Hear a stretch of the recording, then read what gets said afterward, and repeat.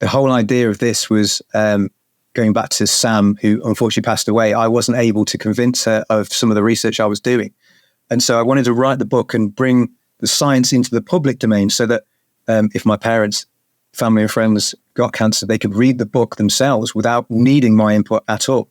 So the theory, and I cover somatic mutation theory, the metabolic theory as well, and those particular treatments, how they can work synergistically and things that you should be looking at. This is mainly aimed at the public so that they can become informed and make their own decisions. You're listening to The Human Upgrade with Dave Asprey. You're listening to The Human Upgrade with Dave Asprey. Today, I want to talk about something that's a trigger word for a lot of people. It starts with the word C, and it ends in ANCER. That's not the C you thought I was going to be talking about. Well, it's cancer. And what I want to talk about today is a new theory about cancer. And to preface this, I've come to understand over the last 20 years of studying mitochondrial biology and longevity and biohacking that the majority of cancers, from my perspective, are mitochondrial dysfunction in origin. Maybe 3 to 5% could be genetic, although the evidence for that is pretty slim if you really look at some of the arguments there. I know that I've had guests on the show who think it's all genetic. I've had other guests who think it's all mitochondrial. I also think some of it's fungal in origin and misdiagnosed. I could be wrong on all of those things. That's just from reading tens of thousands of papers and just thinking about it and like what is what. So today, though, we're going to talk about a new theory here called cell suppression theory. And our guest is Mark Lintern. He's a citizen scientist who had several close encounters with cancer and went deep on this. One of the reasons that I wanted to have Mark on the show is that he gave a presentation in front of 200 medical professionals at the cancer charity called Yes to Life. And usually when you're talking with cancer professionals and you're a citizen scientist, let's just say there's a little bit of bias against you. But after his talk, which included 10 international cancer experts in the audience, the presentation won over the audience with a confidence score of 7.4 out of 10. So we have a citizen scientist with curiosity and no inherent bias other than I don't want to die right now.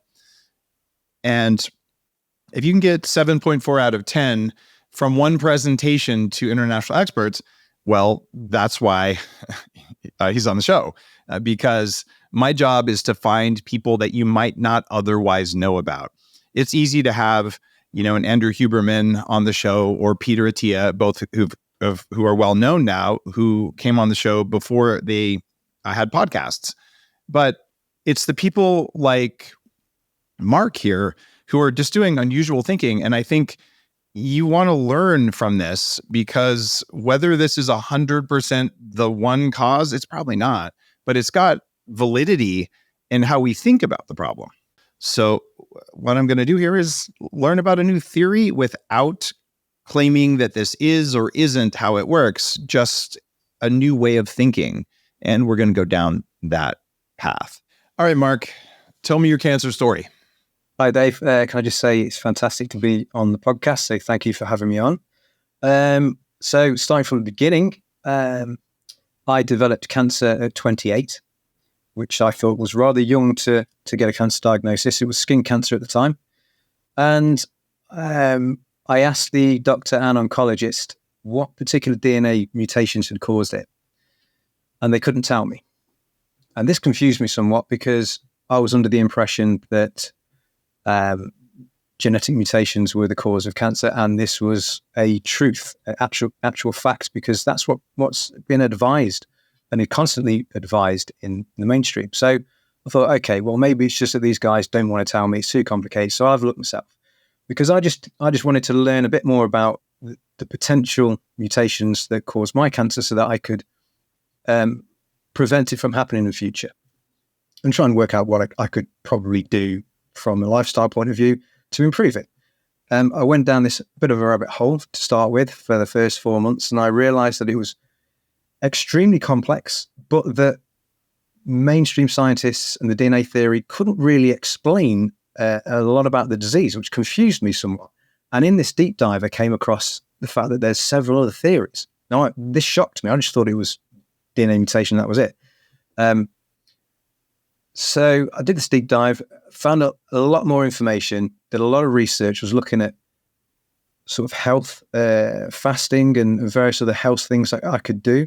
Well, because I caught the cancer early, I had it surgically removed. So I was lucky in that respect. And I didn't do any more research until my friend Sam, she developed cervical cancer. And of course, I picked up the research baton from then on. But in that time, a period of a year, she actually passed away by following conventional treatment. But during that whole period of a year, I did an extra deep dive, and I could see what particular things that were going wrong, particular treatments that were being advised, such as Avastin, which I knew was not going to do very well for her. And she had chemotherapy and everything else. And when it came into the 7 months, I realized that she wasn't going to make it, even though everyone else was thinking that she would pull through. And there was this dichotomy between me and pretty much everyone else. And she was between a rock and a hard place, because she was trying to listen to me, and I was suggesting there's all these other theories that you should look at, because they offer, so the metabolic theory, for instance, offers a metabolic treatment approach. We should be considering them as well. But, you know, she was, it was her life, and she was getting pulled from pillar to post from an oncologist and from her friends telling her to ignore me and concentrate on these doctors who know best. And unfortunately, she passed away. And this, I became really angry at this point, because I could see that there are huge issues. So I decided that I wouldn't let her die in vain. And what I would do was the research that I'd performed, I'd write a booklet just so I could provide my family and friends with the same information that I'd gathered, so that they would start, if they ever were diagnosed, they'd be able to use this information to help them in a future diagnosis by looking at other things. But then I didn't stop at that year. I carried on going, because there was this desire in me myself, because I wanted to protect myself as well. And it became, the more I got involved in the research, the more it became clear that the dominant view was incorrect, or couldn't explain cancer to the degree that it should be able to explain it. That is, explaining the 10 hallmarks of cancer, which are common features shared between all cancers that technically all theories are attempting to explain. And the more of those hallmarks you can explain, the more accurate the theory is deemed to be. This is how we judge the accuracy of a theory. And theories are really important. People may not understand why it's important to understand cancer theory if you're a cancer patient, but treatments are developed from cancer theory. Essentially, the cancer theories provide us with the latest research and latest data on the disease. I just didn't realize there were at least 7 competing theories, which was quite incredible. It's kind of funny. We have the National Cancer Institute that spends probably more money than we send to Ukraine, not really, on solving cancer. But most of these institutes, they pick a theory, they assume it's true, and then they try to prove it. And they spend crazy amounts of money pursuing a theory that isn't proven. We've seen the same thing with Alzheimer's disease. Oh, it must be these tangles. Oh, turns out it's not. Or depression. It must be serotonin. Oh, turns out it's not. So all of a sudden, 30 years of research gets thrown out because they don't consider competing theories, or in reality, it's usually more than one thing that's the cause. And that's why biohacking's been so effective. It's like, well, let's do everything that's probably going to work using as many theories as we can that don't conflict, and get the result so we don't die of cancer, or so we lose the weight or whatever. And then you start taking away things that might have been what worked, because how you feel and your health is most important, not supporting a theory. And so you looked at 7 different cancer theories and none of them worked? Yeah, more than 7 really, but there's only 7 that I would suggest are credible enough to consider. Well, look, through the whole process, I was in this mode of trying to understand the underlying mechanism of the disease, because I realized that understanding the underlying mechanism would lead us to the cure, or a treatment that would work. And having gone down the bacterial theory route, the viral theory route, tissue organization field theory route, cancer stem cell theory route, it became apparent to me that the metabolic theory was one of the leading theories. It was more accurate. So this is obviously the theory I'm sure you and your listeners will know about Otto Warburg and his journey in identifying the abnormal metabolic traits of cancer cells. Everyone's talking about red light therapy beds, and for good reason. There's a company called ARRC LED that's building an entirely new class of LED devices. ARRC LED beds integrate proprietary scanning technology and frequency protocols to shape the delivery of 6 different wavelengths in dose-optimized photobiomodulation. Yes, that's a lot of words. What it is, though, is that photobiomodulation improves the underlying energetics of the cells in your body. And those changes can benefit nearly every tissue and organ and system in your body. You change your cells and you change your life. For more information, visit arrcled.com. Can you just explain Warburg theory? Because I know what it is, but I think some of our listeners might not. Sure. So Otto Warburg, in around 1924, I think it was, he was studying cancer cells and he noticed that there was an abnormal metabolic attribute to cancers specifically. And that is, if you want to take, and I'm talking on a very general level here, there's 2 energy mechanisms within the cell. One where the cell breathes, you call it respiration, using oxygen, converting glucose with oxygen to create ATP energy. And the other is where we ferment glucose without oxygen. And that I would consider as the backup energy system. It's the energy system we kind of use in our fight or flight mode. We use it to sprint. It produces a high yield of lactic acid, which is potentially detrimental, which is why your muscles slow down after a long period of use of sprinting. But it's a fast way of increasing the energy output. However, it's inefficient in the sense that you produce less energy for every glucose molecule it utilizes. So generally, most cells utilize mitochondrial OXPHOS, which is oxidative phosphorylation, where oxygen is used to combine with glucose. Now, what Warburg discovered was that cancer cells utilize the backup energy system, and he was trying to work out why that was. And what we also find is that that potentially cancer stems from this metabolic process. This switch in energy system is pivotal to the disease. So if we were to look at the 10 hallmarks of cancer, which were identified in 2001, upgraded in 2009 to 10, when you look at the 7th hallmark, which is abnormal metabolism, the rest of the hallmarks, angiogenesis, various other aspects of cancer where the cell doesn't kill itself using programmed cell death or apoptosis, these ongoing hallmarks seem to derive from this energy system working in an abnormal manner.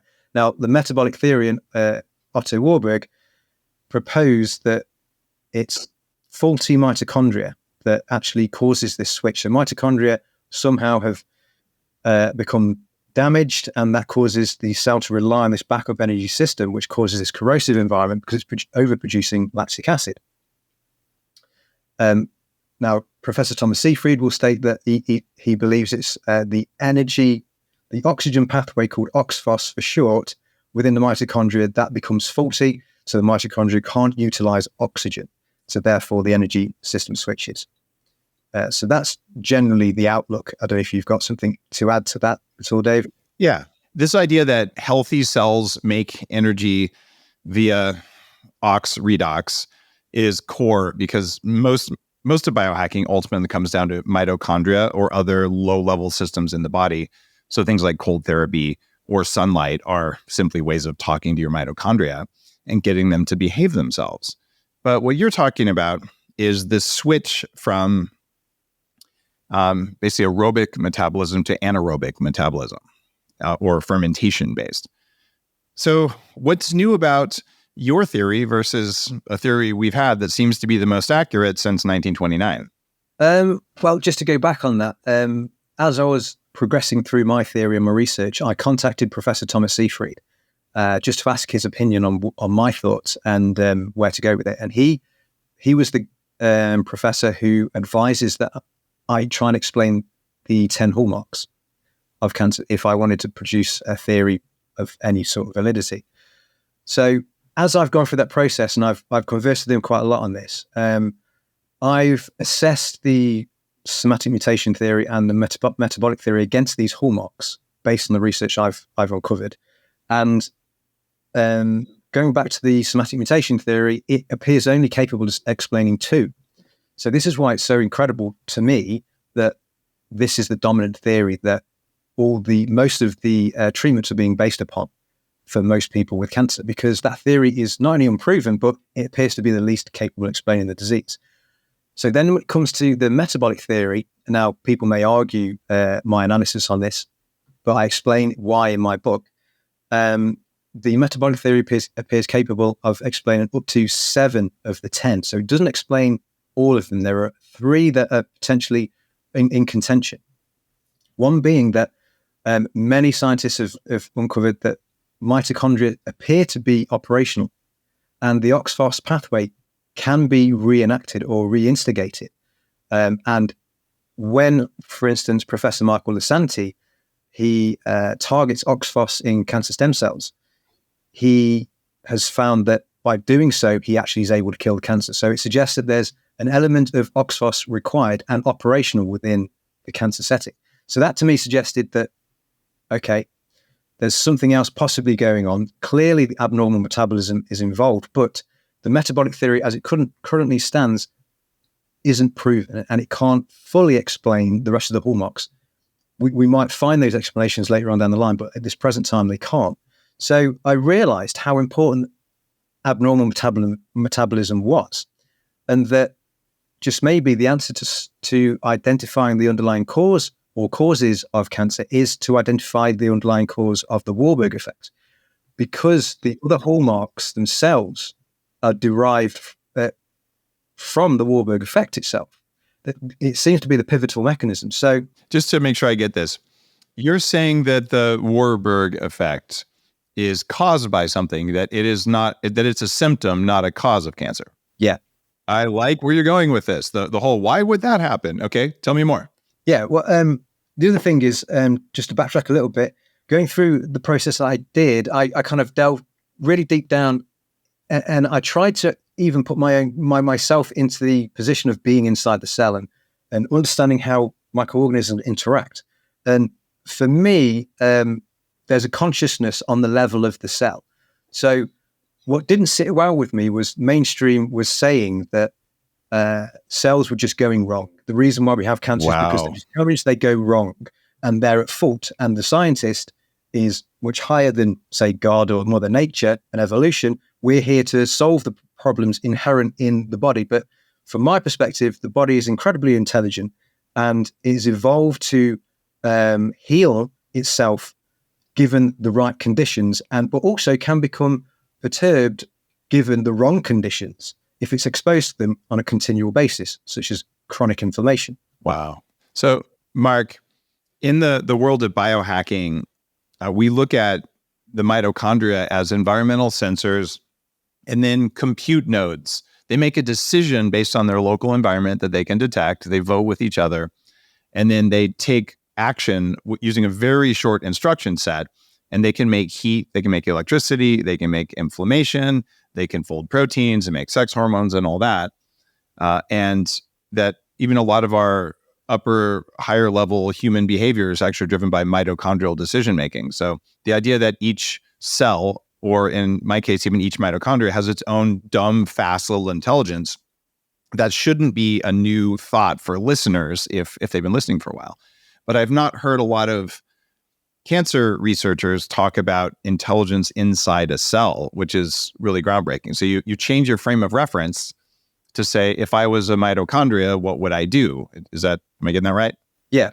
Okay, I love this. As well, it appears to me that mitochondria are pivotal in the in how this cell operates. It's seen as the DNA within the nucleus is the main factor that decides on what happens in the cell, but mitochondrial being bacterial, having a bacterial ancestry and being as though they talk to each other.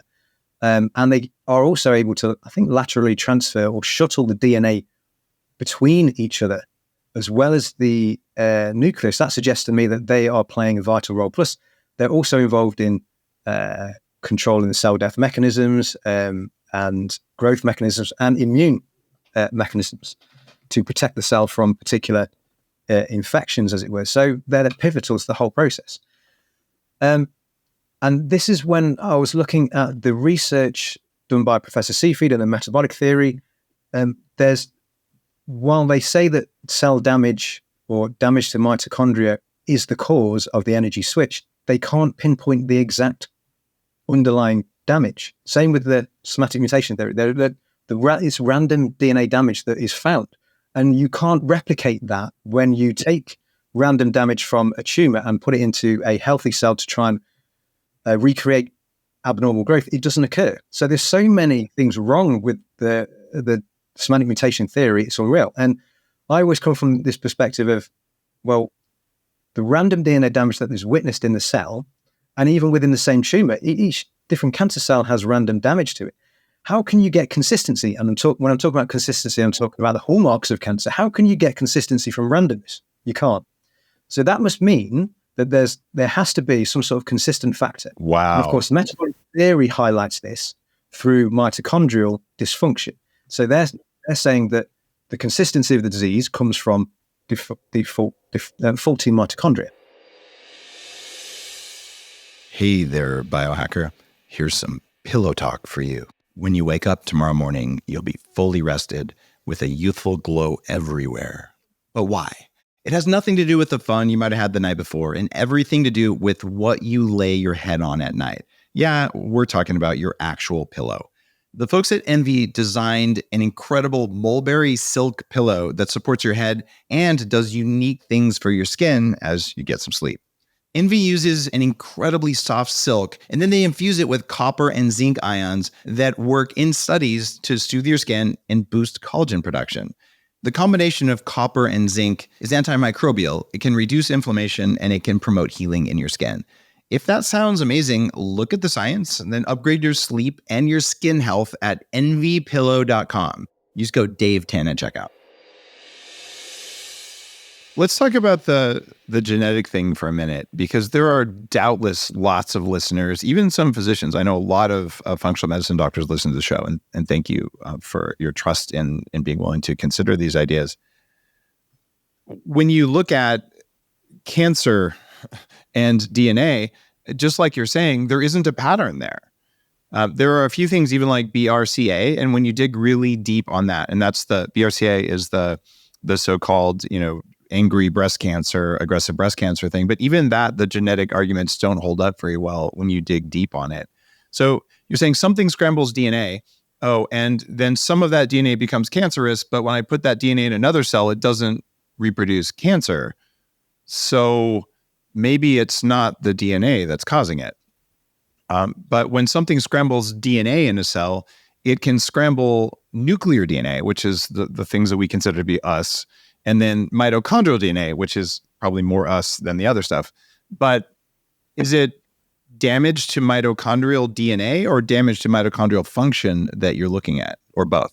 Both. And that's what confused me about the mainstream view, is that DNA seems to be incredibly important, but proponents of the somatic mutation theory do not look at the mitochondrial DNA, which, considering that there's a crosstalk between the two, and mitochondria are extremely important, that just defied belief for me, because coming from a non-scientist background, I always thought that scientists were required to be objectively looking at things from all different perspectives. And it just seemed to be a bit of a shortcoming for me for that. Sadly, scientists have an unconscious bias because we're human.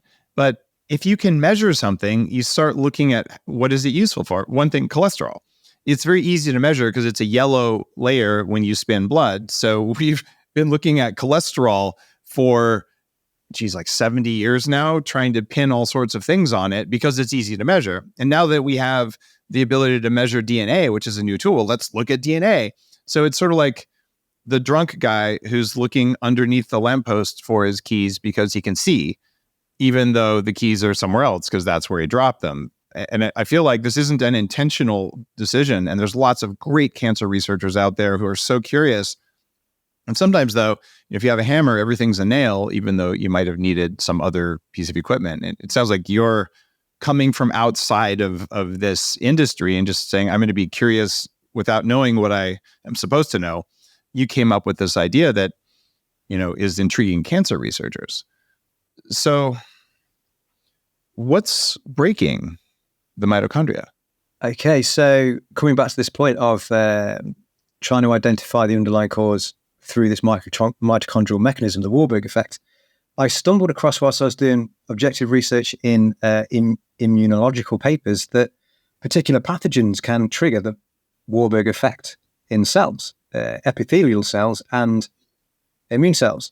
And 85% of cancers are caused in epithelial cells because they are the main barrier, or the first barrier that pathogens come across. So there's something in that. But it was actually explained in this immunological paper that it was described as a Warburg-like effect. And of course, the light bulb moment went off for me at that point. I thought, wow, pathogens can cause this? Okay. Could this be an explanation for the Warburg effects in cancer? And I thought, well, no, surely this has already been investigated. So then I put it aside for a moment and I did research to try and find out what the link to infection in cancer was. But no, everyone was talking about infection in terms of bacteria or viruses, for one, and they would cause damage to the cell or manipulate DNA, and that would then lead to cancer. So it wasn't the infection per se, it was the damage to the cell caused by the pathogen, the metabolites or toxins they cause. Always, it's this idea that the cell has gone wrong, the cell has malfunctioned. But then I thought, well, okay, what happens if the pathogen triggers the Warburg effect? What happens if the pathogen is sustained within the tissue, it's persistent, and the cell can't get rid of it? Does that mean the Warburg effect continues? Turns out that's true. And then I thought, okay, I might be onto something here. And so then my research went down this path, and I then really discovered that you can explain all 10 of the hallmarks using the particular pathogen I'm suggesting is the underlying cause of the disease through this process. And then I also came across Dr. Navio, Robert Navio's work, where he works quite extensively on the cell danger response, so how the cell responds to any particular type of danger, toxins or infection. And as I read his paper, he described particularly infection. He says what happens is when you have a fungal pathogen come into the cell in the mitochondria intentionally blocks the OXPHOS pathway in order that it can use the oxygen to attack the pathogen and inhibit its access into the cell. That causes an automatic switch to the backup energy system of fermentation or glycolysis. And that, for me, in his model, he shows 3 stages of his model. He says that the cancer gets stuck within the second phase, which is aerobic glycolysis, which is a proliferative state. But I think he suggests that what happens is the pathogen gets killed, but because of the damage the pathogen has caused again, it's sustained within glycolysis, and that then causes cancer. Again, we're back to this notion of it being malfunction causing the disease. But I just asked the question, okay, what if the infection persists? Then I found research to suggest that the Warburg effect will be sustained until the pathogen is eliminated. So then, of course, the question becomes, okay, my theory doesn't mean anything unless pathogens are present in cancer. And as far as proponents of the somatic mutation theory are concerned, tumors are sterile.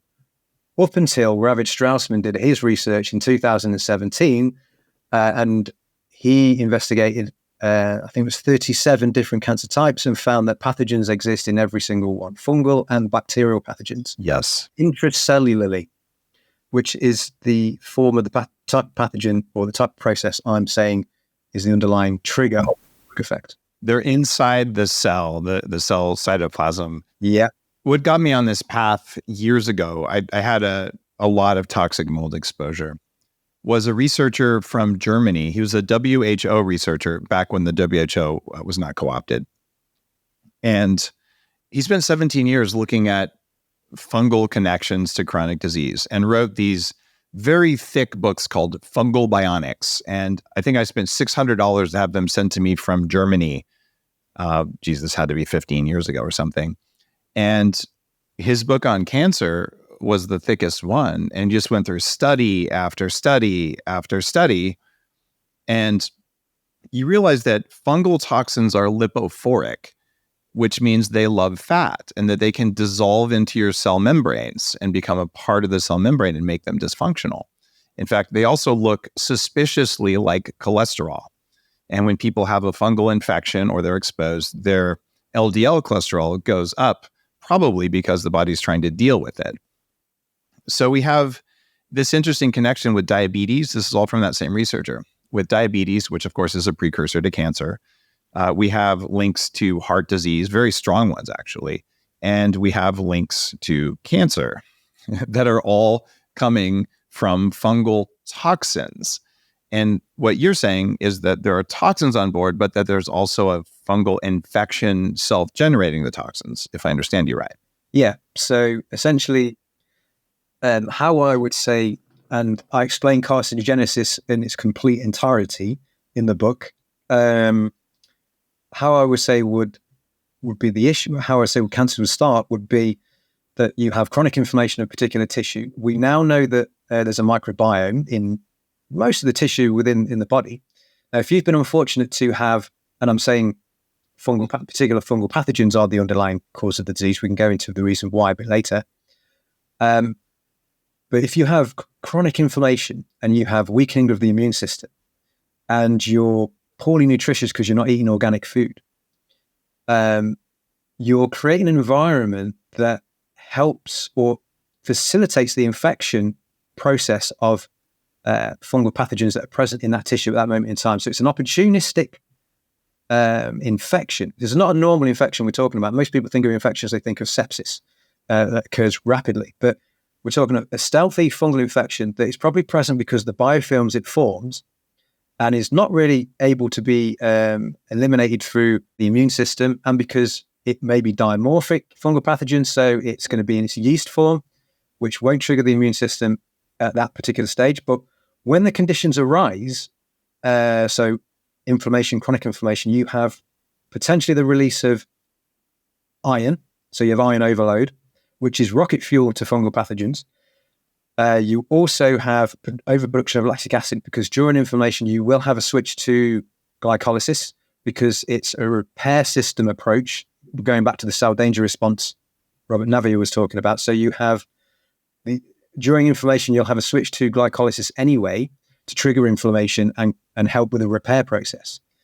But if it's sustained because you've got chronic inflammation because of the poor diet or lifestyle you have, then opportunistic fungal pathogens can take advantage of the lactic acid, which they feed off of as well, and the iron that's present, which enables them to invade the cell more easily, along with inflammation. Inflammation enables the cell to invade, the fungal pathogens to invade cells more easily because you have the production of histamine, which opens up the pores of the cell, which is supposed to enable better the repair process by allowing immune cells to enter the cell more easily and nutrients to enter the cell more easily. So the opportunistic pathogen, if the conditions are right, they will use the inflammatory conditions to invade the cell. Now, here's the interesting thing. Iron overload and lactic acid overproduction will suppress the immune cells in the vicinity of the chronic inflammation. So that process both feeds the fungal pathogens that are possibly present and causes a problem in inhibition of the immune system, which gives the fungal pathogens the upper hand in gaining control or invading that tissue in order to gain the nutrients within the cell. And of course, now you've got the Warburg effect occurring, and it's being sustained because the pathogen isn't eliminated. And Ravid Straussman is showing this, that the pathogen is present and it's manipulating the tumor environment. And in other studies that I've got, they show that when they kill the pathogen or they use an antifungal drug, they reduce the tumor. When they introduce the fungal pathogen again, the tumor starts growing. This is in pancreatic cancer. Yes. And there was another case study of a guy who had pancreatic cancer. He was given a terminal diagnosis. He had an overt fungal infection, so he was given itraconazole for 9 months by his oncologist. to clear the fungal infection up, and they really had a look at the tumor, and it became resectable. Yeah. And the physician highlighted that it was down potentially to the antifungal drug. I have to pause for a second there, because if I was diagnosed with cancer, the first thing that I would do would be put myself on Sporanox, which is the trade name for itraconazole, which is a very broad spectrum antifungal. And it usually takes 6 to 9 months of continuous dosing to remove infections inside of cells. In fact, I've gone through that because people who've lived in toxic mold environments usually pick up intracellular infections. And I can tell you, when I did about 7 or 8 months of that, my metabolism really, really did improve. And I have a long history with toxic mold. Listeners have probably heard about moldymovie.com. It's my documentary on toxic mold, and it's free. So it's just a gift for people so that you can share it with your loved ones or your doctor when they say mold isn't a thing, because you cannot see that documentary with a dozen experts and a dozen people who are affected going, oh, this is a low-level toxin that affects every system in the body, which is why the symptoms are different. You're also reminding me of one of my favorite guests who was on the show, who wrote a book called The End of Alzheimer's. And he identified 5 different types of Alzheimer's, and 2 of them are most notable here. One is toxic mold and fungal toxins. The other one was heavy metals. Is there a role for heavy metal poisoning affecting mitochondria in your theory, or is this just a fungal theory? Yeah, well, here's the beauty of the theory, is that fungal pathogens absorb particular heavy metals. They do indeed. So if you have a heavy metal toxicity involved in your body, it's normally a reflection of systemic fungal infection to a certain degree. And of course, you have fungal die-off when you're also trying to treat fungal disease, which can be a problem because you get a release of mycotoxins as well as the heavy metals that those fungal pathogens were absorbing. But I would just like to say that saying that my theory is about fungal pathogens being the underlying cause of cancer, I don't want to give the wrong impression that antifungal drugs are the answer.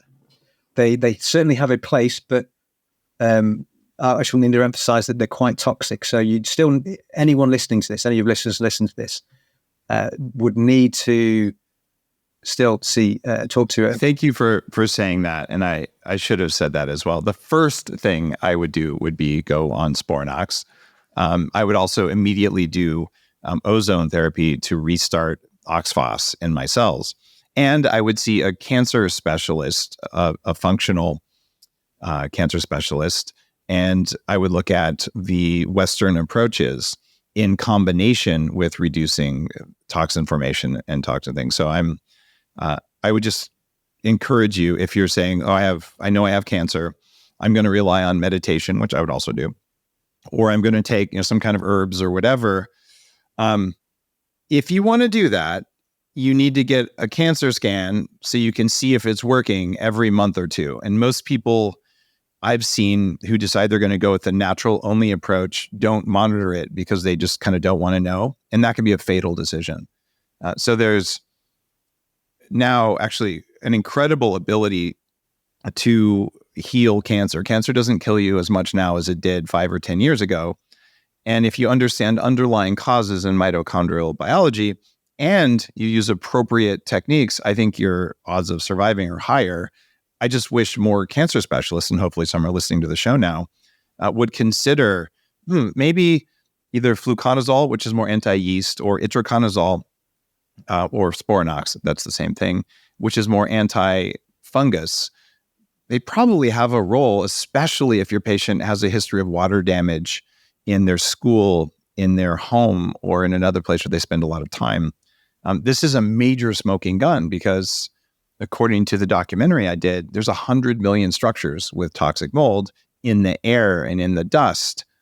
And this is almost certainly an underappreciated contributor to cancer. I don't know if it's the only cause. Are you to the point where you think it is the cause, or it's just the biggest cause? I'm aware that I can't. Yeah, I would say it's the biggest cause. There's the argument that cancer is a multifactorial disease, and I certainly believe that's the case from the reason, the many different factors that can cause the disease. But I argue that all these many different factors create the conditions, the terrain. They damage the terrain to the extent that they then facilitate the fungal invasion of the cell. The interesting thing is when you look at all the other drugs, the off-label drugs that are used against cancer, that a lot of them are metabolic in nature. Yeah. You actually look at those drugs such as metformin and lovastatin, even doxycycline. They are also antifungal in their own right. Wow. All have an antifungal element to them. So what I'm finding is that pretty much most of the drugs that are suggested and offered, we have a private clinic called the Care Oncology Clinic in the UK, and they're using 4 drugs: statin, metformin, miconazole, fenbendazole, I think is one of them. Mm-hmm. So antiparasitic and doxycycline, and all 4 of them are antifungal. Tamoxifen is antifungal. Interesting. I love it that you know this. This is very esoteric knowledge, but the first statin drug was nystatin, which is used to treat yeast infections. All the statin drugs are antifungal. And listeners who've been with me for a while heard Anne-Louise Gittleman, who is one of the, I'll say, OG biohackers from 2 generations ago. She talked about fenbendazole on the show. You can buy it on Amazon because it's only approved in the US for pet use. But fenbendazole dramatically reduces the likelihood of getting cancer. So what do I take fenbendazole? Every couple months, a little bit? Yeah, I do. It's in my supplement stack. There's also another sheep deworming drug that shall not be named that got very in short supply recently. You all know the one I'm talking about. That also has profound anti-cancer effects, even though it's an anti-parasitic, it's an anti-worm medication. I know because I am a sheep farmer, so we give that to our sheep. What's the role of parasites as opposed to fungus in cancer? This is not an area I've particularly studied in any great depth. I'm assuming the reason for that was because parasites are probably more easily identifiable in the tissue, I would suspect, but I'm not an expert on this, so I wouldn't know. Because the histopathology of the disease, we're looking at the disease itself with a microscope. I would assume that they would be caused, but there definitely is a link, and I would say the link would be similar to that of viruses in that parasites and viruses, they create the environment, they create the inflammation that then enables the fungal pathogen to take advantage of that inflammation. They weaken the immune system. There's something called vomocytosis, which is a process by which the immune system focuses its attention on viruses, and it expels fungal pathogens out of the immune cells on purpose to prioritize the virus. So what you've got is this relationship between viruses and fungi, in that some of them work synergistically, as do bacteria and fungi, but also this process of when you are infected with a virus, you are increasing the spread of the fungal pathogen throughout your body because the immune systems expel fungal pathogens and ignore them until the virus is eliminated. It allows the fungal pathogens to essentially go about their daily business without being attacked. And the other point on you asking me about whether or not I believe fungal pathogens, intracellular fungal pathogens, are the underlying cause of cancer, I would say that I'm open to the idea that they're not. I'm not saying that my theory is correct. Obviously, it needs to be tested. But what I will say is that with the research that I've done, I've been able to explain all 10. So my theory is the first theory to explain all 10 of the Hanahan and Warburg hallmarks. Further on from that, as I was going through my research, there were many other things that I needed to explain, such as arginine auxotrophy, the reverse Warburg effect. Let's pause for a second there and make sure for listeners. Weinberg has a list of 10 hallmarks of cancer, like blood vessel growth, cell death, failure. Those are things probably you might have heard of if you've been on the show, because we talk about those sometimes. Like cell death failure is also a cause of aging. Like zombie cells should die, but they don't. Mitochondrial dysfunction or faulty energy system, inflammation, etc. But you found in your research 20 other hallmarks that are always present in cancer? I wouldn't say that they're hallmarks, but they're features of the majority of cancers. So Got it. we're talking about the CYP1B1G for enzyme, for example, that's highly upregulated in all cancers. We're talking about T cell suppression. We're talking about myeloid-derived suppressor cell involvement. We're talking about arginine orthotrophy, which is involved in advanced cancer. We're talking about iron overload. Why is iron, on the one hand, required for cells, but why is it also being seen as a carcinogen now in excess? So all these things, I thought, well, if I'm going to write a theory that people are going to believe in, then I need to explain all these other things that aren't currently explained. And I've identified 20, but in the book there's at least 25. But I specifically identified 20, and I'm able to also explain all of those. I want to pick on a couple of those because I think they're most interesting for our listeners. One is the role of estrogen in cancer. Can you talk about that a little bit? So estrogen, as we say over in the UK, maybe, it's a signaling molecule, which specifically for fungal pathogens encourages their growth and virulence, which may explain why breast cancer is the biggest, most prominent cancer in women of all time. And then you've got prostate cancer as well.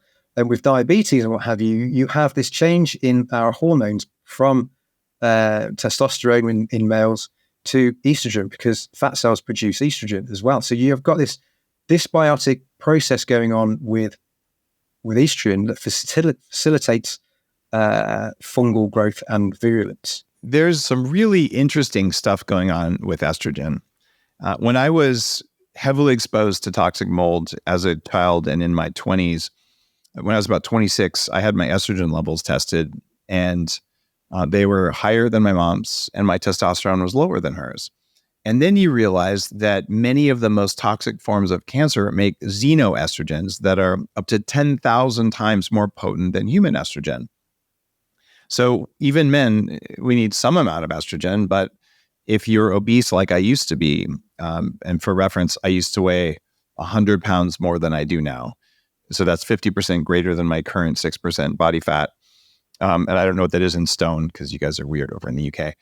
But it was a lot of stones, we'll put it that way. So when I fixed my estrogen levels and increased my testosterone exogenously by injecting testosterone or using a cream under a doctor's care, just to have physiological levels, not to be super physiological, I did see a lot of improvements in my health. So today we're soaked in environmental estrogens from plastic and chemicals, and even just from eating a lot of soy and foods like that. Do you think that excess estrogen in the environment is a contributor to cancer, or is it less important than what's going on with fungal estrogen? I think so. And when you talk about synthetic estrogens as well, you're talking about them causing inflammation within your cells. So there's a whole process of this cell danger response going on where you've got this inflammation, you've got also the triggering of the virulence of particular fungal pathogens if they're present within that tissue.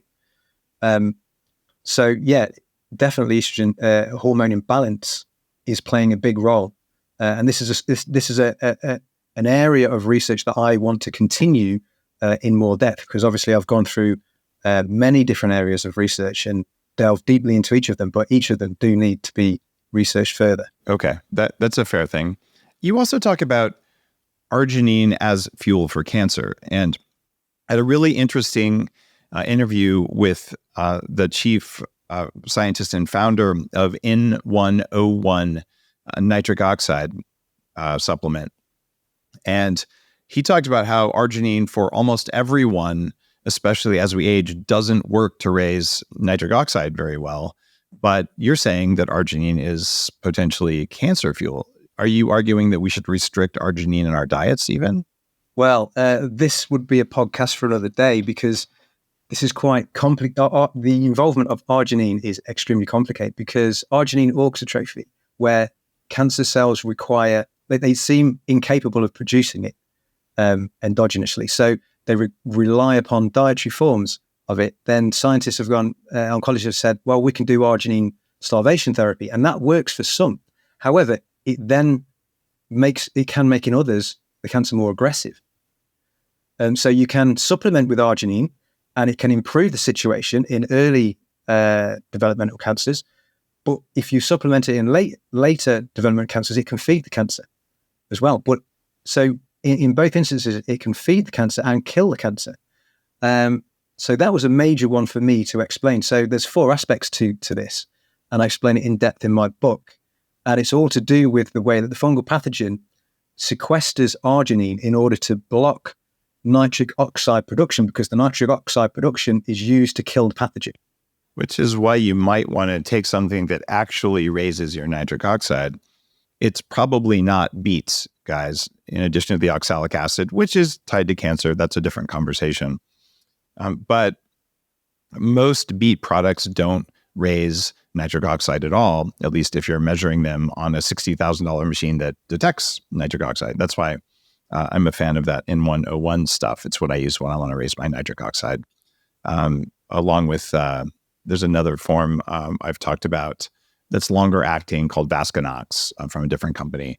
But it seems like having adequate nitric oxide might be anti-cancer, because if it's used this way by the body to help fight off cancer, just having enough levels, we know it has blood circulation effects that are really good, but maybe there's a cancer component to adequate nitric oxide, like a positive cancer component. Should we be taking more nitric oxide if we're at risk of cancer? Okay, this is where I've got to be cautious, because I'm not a medical professional of any kind, so I've got to say I can't really offer advice. So many of the doctors that I've talked with who haven't stepped on the functional medicine path don't seem to know much about, say, supplements, but they will offer advice on them even though they're not experts. So I'm just wondering, like, what makes you not qualified to say, given what I've seen, this is what I would do? I think in an official capacity, I'm not qualified. I know, I understand what you're saying, but because I don't have a traditional medical background or qualification, therefore... But if you did have a traditional medical qualification, you couldn't say this because they would take away your qualification. Yes, that is true. So guys, to be clear, we've already said it, but you really should see a functional cancer specialist if you have any kind of cancer. I highly recommend that you do screening now because there's high incidence in the population. And I've talked about the GRAIL test on here, which can tell you if you have early onset cancer.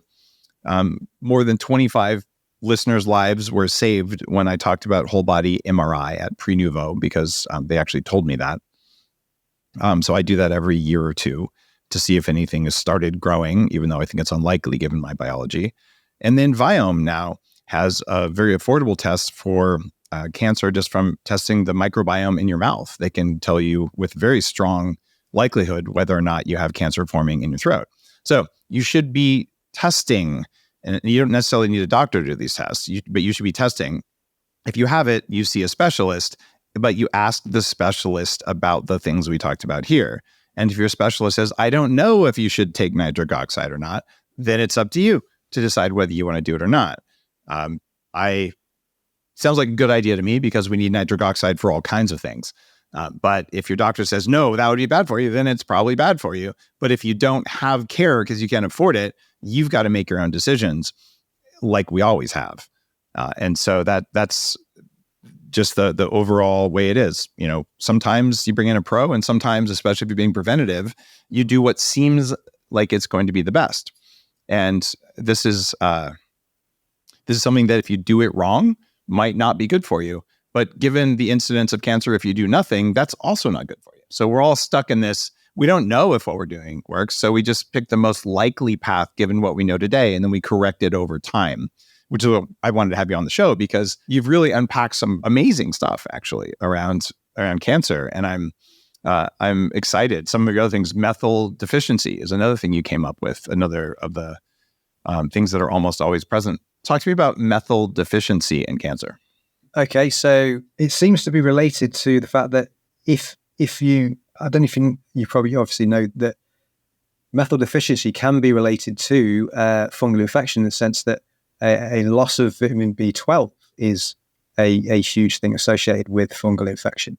So if you're methyl deficient, you're going to have issues with DNA methylation, which is going to cause a lot of damage to your DNA, which is probably going to explain why we have a lot of random DNA damage that occurs in cancer. Listeners have probably heard me talk about MTHFR genetic mutations, which I do have. Lots of people have them. If you have those, you're much more susceptible to having issues with fungal exposure that doesn't clear up. And the cheapest way to do this is if you've had your DNA sequenced, you can run it through all sorts of online sites to see if you have MTHFR. Or the 3 lab tests that I recommend for biohackers in general, and I'm taking steps to make these very affordable for you. But one of them is C-reactive protein. That's inflammation. It's also tied to cancer and mitochondrial dysfunction. And homocysteine. And homocysteine is a marker that you have a problem with methylation. It's a compound, an inflammatory compound in your blood that's found when you're short of methyl B12 or methylfolate or trimethylglycine or something like that. So if you're just looking for self-care, not at all cancer treatment, you should know your MTHFR status. And if you have a problem with it, you need to manage your intake of methyl groups so that you have enough of them, which if what we're talking about on the show today is accurate, and it seems like it's directionally accurate, well, maybe that would reduce your chances of having cancer, or cancer at least that's aggressive. We don't know that to be true. It just seems likely to be true. Am I on the right path there? Absolutely, yeah. I mean, even though we're not saying that potentially DNA mutations aren't the underlying mechanism behind cancer, but they are going to influence how you treat the disease. Absolutely. You also say fat as fuel is common in cancer. I've had several experts on the show who use a combination of hyperbaric oxygen and ketosis in cancer treatment. But you're saying cancer likes to use fat as fuel? Talk to me about this. It's not necessarily that all cancers use fat as fuel. What I'm explaining in this part of the book is the variability in the way that the cancer cell is able to adapt. So it may adapt if you are applying certain metabolic treatments.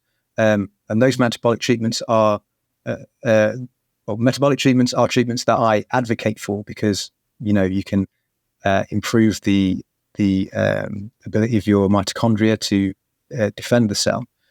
But in cases of, not pancreatic cancer, but prostate cancer, for instance, utilizes its metabolism in a different way and primarily starts to use fatty acids.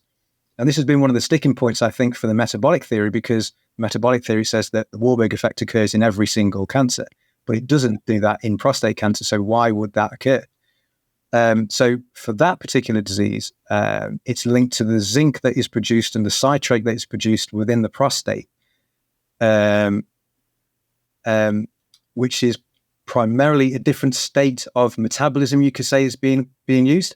And like when we have anemia of inflammation of iron, that is when you have inflammation, iron can be released. It's dangerous because pathogens can use it. The body restricts the iron, so there's less available because it knows that pathogens can use that iron. The same I'm suggesting the same occurs in prostate cancer. Because zinc is abundant in the prostate, in these prostate cells, fungal pathogens require the zinc also to become virulent. There's this same anemia of zinc occurring in the prostate. And when you switch zinc controls the metabolism of the cell, which causes the cell to be forced to utilize fatty acid instead of the Warburg effect. So there's a link there. But in terms of how the cancer is able to adapt, what you have is you've got the fungal pathogen is blocking apoptosis. So it's suppressing the ability of mitochondria to trigger cell death. Now, this is the interesting thing. So the cell looks like it's acting like a parasite because when there's no glucose available, it seems to adapt. But that's only because the cell can't die. And naturally, as the fungal pathogen is depleting nutrients from within the cell, which it does, the cell will work on autopilot to try and balance that because we're always trying to hit homeostasis. So the cell's always trying to do that no matter what. It's on autopilot. It now realizes it can't get its ATP energy from glucose, so then it switches to glutamine and then later fat if glutamine becomes restricted as well. But the beauty of this from a fungal pathogen perspective is that the fungal pathogen can utilize all of those three fuels, utilize gluconeogenesis, the glyoxylate cycle in particular, to generate glucose from fat and protein if glucose is in short supply. So it appears as though the cancer cell is actually utilizing all these different fuels. It's actually the pathogen that is able to utilize all these different fuels as the cell is trying to bring homeostasis back to the depleted nutrients within the cell that's caused by the pathogen. This is really interesting, at least for people who are interested in cancer. Given that I think half of people get cancer sometime in their lifetime. It's going up as well, 70% increase by 70% increase, yeah. So this is something that's important. And I know some of the Upgrade Collective, my mentorship group who dial in for this, some of them have had cancer and they're doing active screening and they're taking care of themselves and finding that you can reduce your risk. I wanted to go back, though, to one of the drugs you talked about. And just to be really clear, there's fenbendazole, there's doxycycline, there's atorvastatin, and metformin. And in longevity circles, metformin, some doctors still recommend using it for longevity. I used it for 3 years when the first studies came out, and because it reduces mitochondrial function over time and it makes exercise not work, I don't think it's a take metformin all the time to stay young situation. But in cancer treatment, what is metformin doing that's affecting your theory? But effectively, it's doing what it's doing for diabetics. It's reducing the glucose, the blood glucose levels. Effectively, in a sense, you're doing the same that you would be in fasting. Although, obviously, I would advocate taking berberine probably rather than metformin if you can. If you can do the same thing under a particular dose, it's more natural. But both berberine and metformin are also capable of affecting fungal pathogens directly. So there's a number of studies I've got in the book that highlight that it's antifungal. So it's acting in two ways. From a metabolic standpoint, the fungal pathogen is not accessing the primary fuel, which is glucose, because 90% of the fungal cell wall is made from glucose, carbohydrate. It's not able to access that, so you're restricting that, weakening the pathogen itself, and you're also targeting the pathogen with the metformin as well, because it's directly affecting the pathogen if it's absorbed into the cell. That makes sense. Why do you not recommend pioglitazone or Actos, which is another way of lowering blood sugar that has other metabolic benefits? I've just not become aware of that. That's the first time I've heard of those. I think there's a case, and this comes from Dr. Sandy Kaufman, who's become a good friend. There's a case for lower doses of that anti-diabetes medication, particularly because it reduces glycation in cells. So a general good practice for longevity is keeping your blood sugar levels low, but not too low.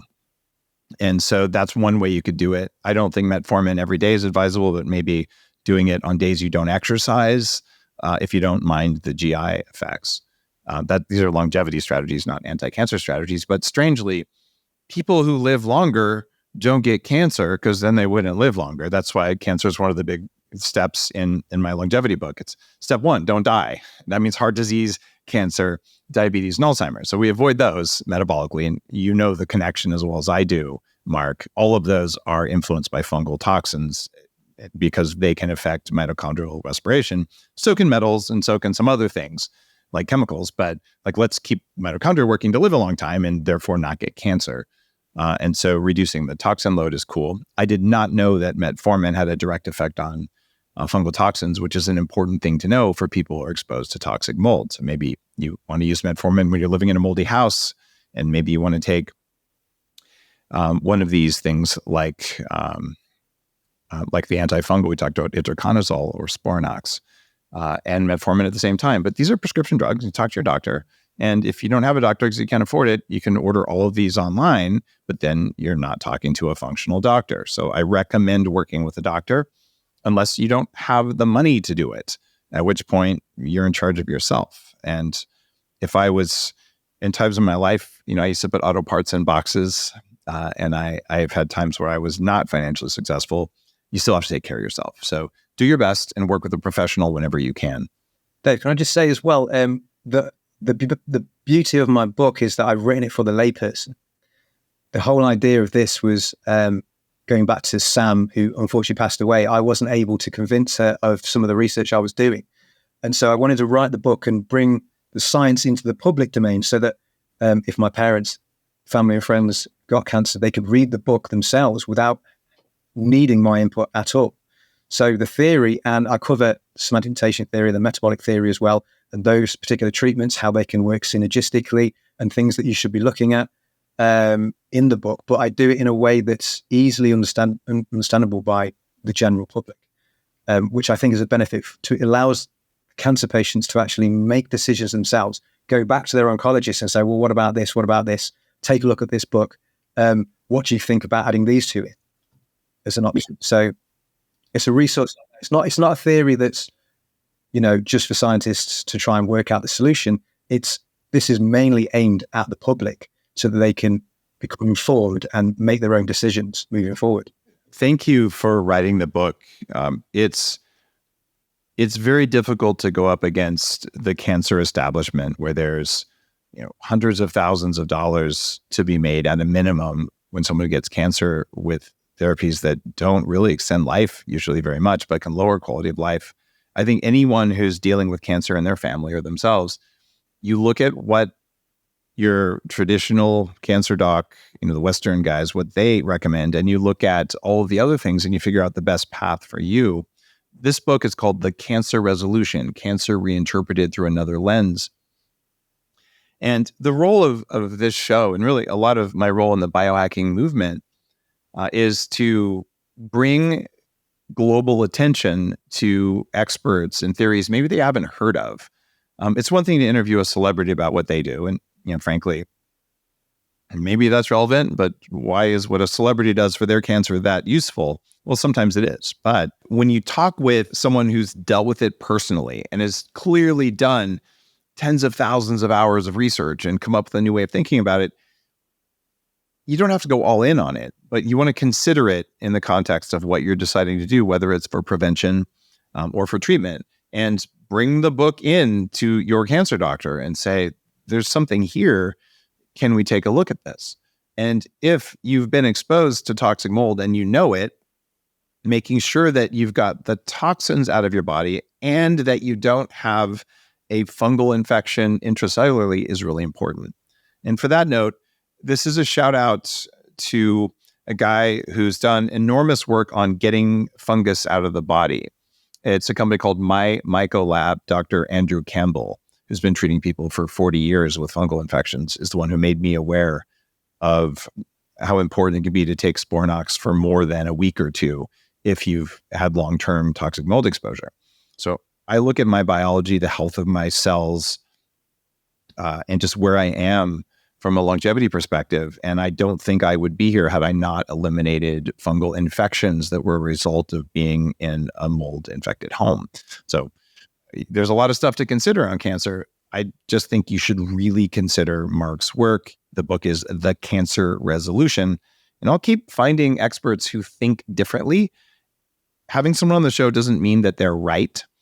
It doesn't mean even that I believe they're right, but it means that their work is worthy of consideration through whatever lens you're using to look at your own biology, because we are all unique and we all have different care providers. We have different budgets, different areas of focus, different genes, different environments. So Mark, thank you for what I believe is a seminal work in understanding cancer through a different lens. And I really hope that people not only read your book, but they also check out the charity that's been set up to help support this, which is called Yes to Life. So if you'd like to maybe put a few dollars towards supporting this new kind of work in cancer, go to yestolife.org.uk. And there you'll see that there's a lot of cancer professionals who are coming together to talk about these new theories. This is how we create change in the world. It first comes from knowing something's possible and then being curious about it and then figuring out what actually works versus what's supposed to work. And Mark, I think you've done that. Thank you for being a guest on the show. Thank you. It's been an absolute pleasure talking to you. Thank you very much. Guys, you could have been live on this show if you were a member of the Upgrade Collective. Go to ourupgradecollective.com.